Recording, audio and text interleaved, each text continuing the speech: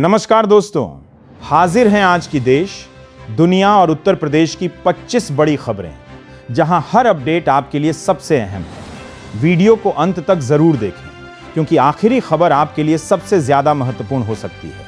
एक छोटी सी गुजारिश, 99% लोग वीडियो देखते हैं लेकिन सब्सक्राइब नहीं करते। अगर आप भी हर बड़ी खबर सबसे पहले पाना चाहते हैं तो अभी चैनल को सब्सक्राइब जरूर कर लें। आपका एक सब्सक्राइब हमारे लिए बहुत मायने रखता है। तो चलिए साथियों, अब फटाफट शुरू करते हैं आज की 25 बड़ी खबरें। राजनीति के गलियारों से आज सुबह की सबसे बड़ी खबर देश की सत्ताधारी पार्टी भारतीय जनता पार्टी से आ रही है। प्रधानमंत्री नरेंद्र मोदी ने दिल्ली में स्थित भाजपा के केंद्रीय मुख्यालय पहुंचकर पार्टी के नवनियुक्त राष्ट्रीय पदाधिकारियों की टीम से एक बेहद महत्वपूर्ण संगठनात्मक बैठक की है। आपको बता दें कि भाजपा के राष्ट्रीय अध्यक्ष नितिन नबीन के नेतृत्व में हाल ही में नई 65 सदस्यीय राष्ट्रीय टीम की घोषणा की गई है, जिसमें संगठन को युवा और ऊर्जावान बनाने के लिए 51 नए चेहरों को शामिल किया गया है। इस नई टीम में राजस्थान की पूर्व मुख्यमंत्री वसुंधरा राजे सिंधिया जैसी अनुभवी नेताओं को भी प्रमुख जिम्मेदारियां सौंपी गई हैं। इस बैठक के दौरान प्रधानमंत्री मोदी ने सभी नए पदाधिकारियों के साथ तस्वीरें खिंचवाईं और उन्हें आने वाले चुनावों तथा सरकार की जनकल्याणकारी योजनाओं को जमीनी स्तर पर जनता तक पहुंचाने के लिए विशेष दिशा निर्देश दिए। राजनीतिक विश्लेषकों का मानना है कि भाजपा की यह नई टीम आगामी राज्य विधानसभा चुनावों और सांगठनिक मजबूती में बेहद अहम भूमिका निभाने वाली है।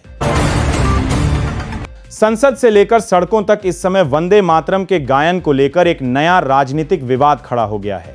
कांग्रेस अध्यक्ष और राज्यसभा में विपक्ष के नेता मल्लिकार्जुन खड़गे ने शनिवार को भारतीय जनता पार्टी और प्रधानमंत्री नरेंद्र मोदी पर बेहद तीखा पलटवार किया है। यह विवाद तब शुरू हुआ जब भाजपा ने कांग्रेस कार्य समिति द्वारा वंदे मातरम गीत को केवल उसके पहले 2 छंदों तक सीमित रखने के 1937 के पुराने प्रस्ताव को दोबारा अपनाने की आलोचना करते हुए एक निंदा प्रस्ताव पारित किया। भाजपा के इस हमले का जवाब देते हुए कांग्रेस अध्यक्ष खड़गे ने सीधे सवाल उठाया कि प्रधानमंत्री मोदी और भाजपा के अन्य वरिष्ठ नेताओं ने पिछले इतने वर्षों में खुद कभी पूरे वंदे मातरम का गायन क्यों नहीं किया और अब अचानक चुनाव नजदीक आते ही इस मुद्दे को राजनीतिक रंग क्यों दिया जा रहा है। इस बयान के बाद दोनों ही बड़ी पार्टियों के बीच जुबानी जंग बेहद तेज हो गई है। अब बात करते हैं उत्तर प्रदेश की राजधानी लखनऊ से आ रही एक बहुत ही सकारात्मक और बड़ी खबर की। उत्तर प्रदेश के मुख्यमंत्री योगी आदित्यनाथ ने लखनऊ में स्थित अपने सरकारी आवास पर जापान के यानाशी प्रांत से आए छात्रों और नीति निर्माताओं के एक विशेष प्रतिनिधिमंडल से मुलाकात की है। इस मुलाकात के दौरान भारत और जापान के बीच सांस्कृतिक आदान प्रदान और युवाओं के शैक्षिक विकास को लेकर बेहद गंभीर चर्चा हुई।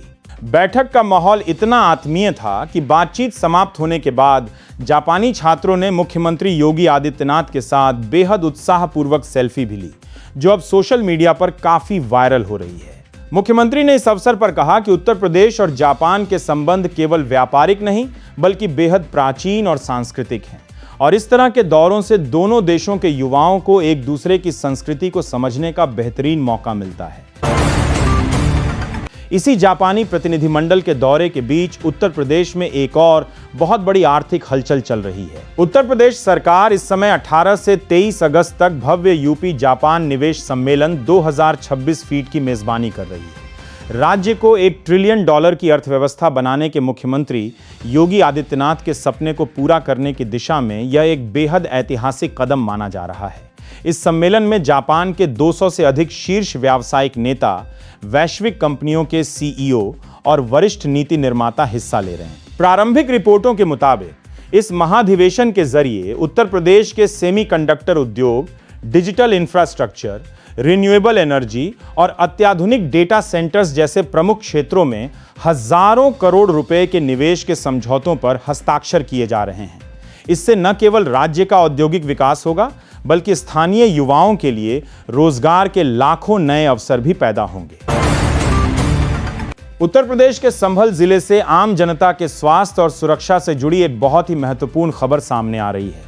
त्योहारों के इस मौसम में खाद्य पदार्थों में होने वाली मिलावट को रोकने के लिए संभल जिला प्रशासन और खाद्य सुरक्षा विभाग की टीमों ने एक संयुक्त और व्यापक छापेमारी अभियान शुरू किया है। जिले के विभिन्न कस्बों और बाजारों में बड़े पैमाने पर दूध, मावा, घी और अन्य मिठाइयों के सैंपल लिए जा रहे हैं। जिला प्रशासन की इस अचानक हुई कार्रवाई से स्थानीय मिलावटखोरों और अवैध रूप से नकली खाद्य सामग्री बनाने वाले कारखानों के मालिकों में भारी हड़कंप मच गया है। जिलाधिकारी ने सख्त लहजे में चेतावनी दी है कि जनता की सेहत के साथ खिलवाड़ करने वाले किसी भी कारोबारी को बख्शा नहीं जाएगा और यदि सैंपलों में किसी भी प्रकार की मिलावट पाई जाती है तो संबंधित दुकानदारों के खिलाफ रासुका जैसी गंभीर धाराओं के तहत सख्त कानूनी कार्रवाई की जाएगी। पश्चिमी उत्तर प्रदेश के गाजियाबाद जिले से इस समय छात्रों के विरोध प्रदर्शन की एक बड़ी खबर आ रही है। दिल्ली एनसीआर के नजदीक गाजियाबाद में स्थित प्रतिष्ठित क्राइस्ट यूनिवर्सिटी के मुख्य गेट पर अखिल भारतीय विद्यार्थी परिषद यानी एबीवीपी के कार्यकर्ताओं और छात्रों ने मिलकर एक बहुत बड़ा और आक्रामक प्रदर्शन किया है। छात्रों का आरोप है कि विश्वविद्यालय प्रशासन उन्हें अनिवार्य लाइब्रेरी पुस्तकें, उचित हॉस्टल सुविधाएं और बुनियादी शैक्षणिक संसाधन उपलब्ध नहीं करा रहा है, जिसके कारण छात्रों का भविष्य अधर में लटका हुआ है। उग्र छात्रों ने यूनिवर्सिटी के मुख्य प्रशासनिक द्वारों पर ताला जड़ दिया और घंटों तक मैनेजमेंट के खिलाफ नारेबाजी करते हुए हंगामा किया।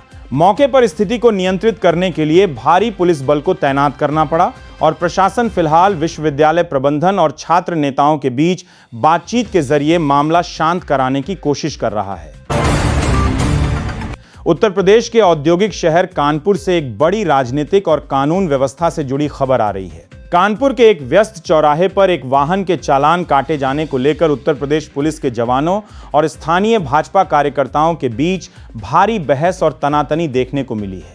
देखते ही देखते मौके पर भारी संख्या में सत्ताधारी दल के कार्यकर्ता इकट्ठा हो गए और उन्होंने पुलिस प्रशासन की कार्रवाई पर गहरी नाराजगी जताते हुए सड़क पर ही नारेबाजी शुरू कर दी। इस घटना का एक वीडियो भी सोशल मीडिया पर तेजी से वायरल हो रहा है, जिसमें दोनों पक्षों के बीच तीखी नोकझोंक होती दिखाई दे रही है।